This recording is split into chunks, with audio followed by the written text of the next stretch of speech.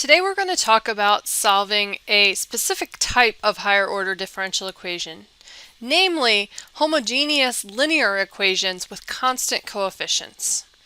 Now, there are certainly many higher order differential equations that won't fit into this category, but when they do fit into this category, then our method of solving them can be fairly algebraic in nature. You'll notice that there's a lot of algebra involved here, going back to algebra that you learned as early as Algebra 1 in high school. You'll also find that there's probably some algebra that you feel a little bit rusty on. As you go through, if you find yourself needing to brush up on some algebra or have questions about the algebra, please don't hesitate to reach out and ask those questions. So let's begin by looking at an algebraic solution method for a first-order differential equation.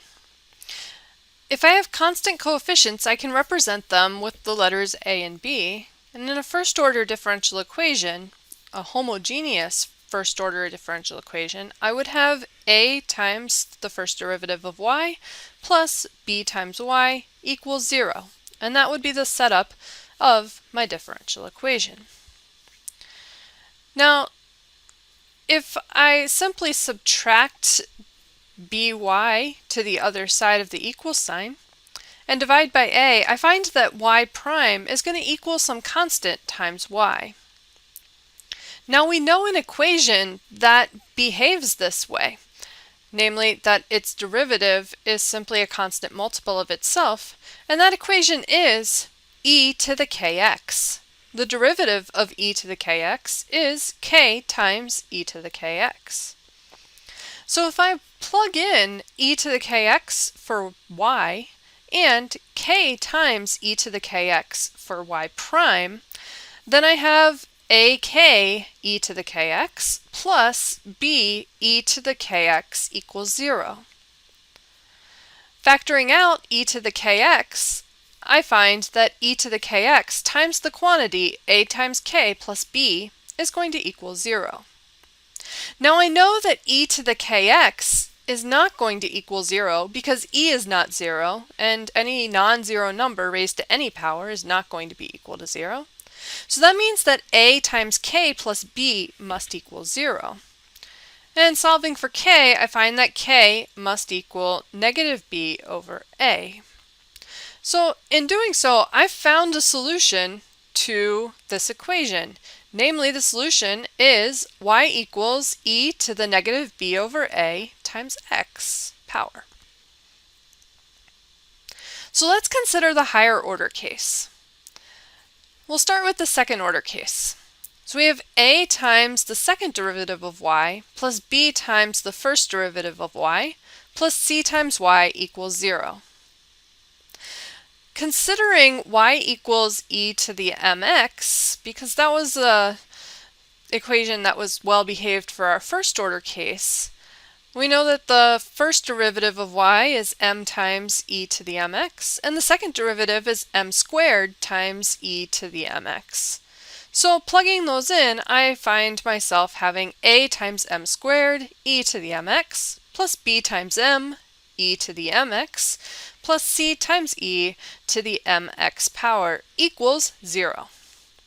Again, factoring out e to the mx, I arrive at e to the mx times the quantity a times m squared plus b times m plus c equals 0. Again, e to the mx will never be 0 since e is not 0. So a times m squared plus b times m plus c must equal 0. This equation is known as the auxiliary equation.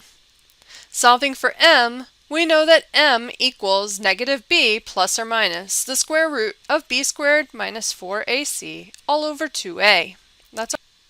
Now you may recall from your studies of algebra that when we use the quadratic equation, we can look at the part underneath of the square root, underneath of the radical, to determine how many real and complex roots there are. So if b squared minus 4ac is greater than 0, we have two real roots, and that's means that we have two real and distinct values for m. If instead b squared minus 4ac equals 0, then we're going to have two real roots still, but they'll be repeated roots. So it's actually just one root that is repeated. So those two real roots are equal to each other. So we only get one value for m. And finally, if b squared minus 4ac is less than 0, we're going to get two complex conjugate values for m. So we have three cases that are possibilities.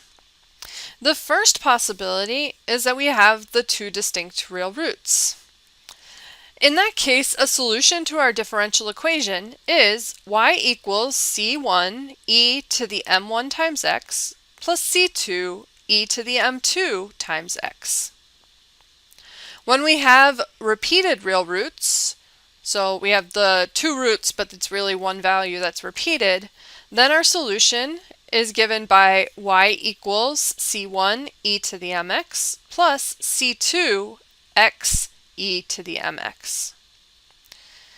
And finally, if we're given a situation where we have two complex conjugate roots, then a solution is given by y equals c1 e to the quantity alpha plus beta I times x plus c2 e to the quantity alpha minus bi times x. Now, we can use that as a solution. It's a valid solution. However, we prefer to work in real numbers, and if there are real solutions, we'd like to know what they are. So we're going to do a little bit of work with this last one to see if we can come up with what any real solutions may be in this case. So separating out the e to the alpha plus beta I times x, I can write that as e to the alpha x times e to the beta I times x. And so I've done that in both places. And you might recall a formula very vaguely from a while ago. We're going to dust off some memory of it. It's called Euler's formula. Euler's formula allows us to take e to the imaginary I times any angle and write it as cosine of that angle plus I times sine of that angle. So everywhere I have e to the beta I x, I'm going to rewrite it as cosine of beta x plus I times sine of beta x.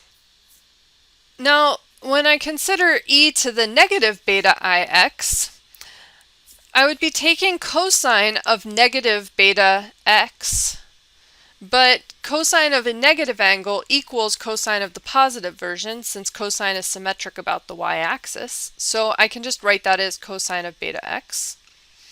And I would be taking I times the sine of negative beta x and adding that to it. However, because of the way sine behaves, sine of a negative angle equals negative sine of the positive version of that angle. So I'm going to rewrite it instead as minus I sine of beta x. In doing this, I can look at it and I can say, well, I had these solutions. What happens if I add these two together? So I have e to the beta ix and e to the negative beta ix. If I add them together, I get 2 cosine of beta x. And if I instead decide to subtract one from the other, so I do e to the beta ix minus e to the negative beta ix, it's going to equal 2 times I sine of beta x. So all of that aside, going back to, I have this solution where I had c1 e to the alpha x, e to the beta ix, plus c2 e to the alpha x, e to the negative beta ix.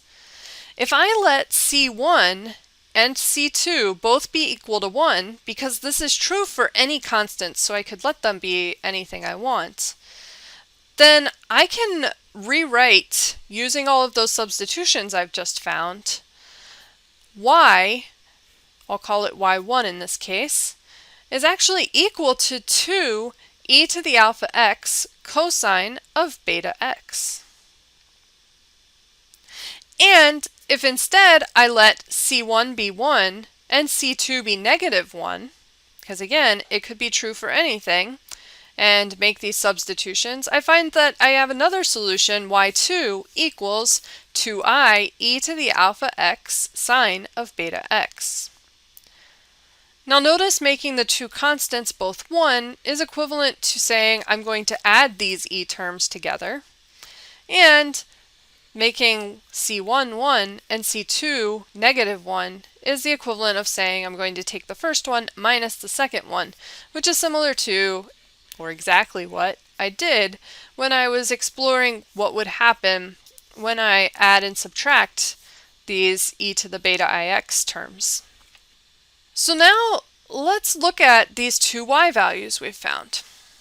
E to the alpha x times sine of beta x is a constant multiple of 2i e to the alpha x sine of beta x. If I multiply by negative I over 2, then I'll arrive at this e to the alpha x sine of beta x, which is in a lot of ways a more simple form, and it's a real solution. Also, e to the alpha x cosine of beta x is a constant multiple of 2 e to the alpha x cosine of beta x. Hopefully that one's a little bit more obvious to you. So that gives me that I have two solutions that are constant multiples of solutions, so they must be solutions themselves. They're both real numbers, so I have e to the alpha x sine of beta x and e to the alpha x cosine of beta x. They're real solutions, and I could check the Wronskian to show that they actually form a fundamental set because they're linearly independent real solutions. Since they form a fundamental set, then going back to a theorem that we've had previously, I know that I can add multiples of them together, in any linear combination of them, is going to be a solution of my differential equation. So a solution to this differential equation when I have two complex conjugate roots is y equals c1 e to the alpha x cosine of beta x plus c2 e to the alpha x sine of beta x. Or if you prefer to factor out the e to the alpha x, you could write it as y equals e to the alpha x times the quantity c1 cosine of beta x plus c2 sine of beta x. So whenever you're working in an order greater than 2, you're going to have to factor things and determine real roots. That's why we did that algebra review back at the beginning of the course. So you'll need to be able to determine those roots, and those roots will in turn determine answers that you can get. They'll follow this same pattern that we have with the second order that hopefully you saw in the three possible cases.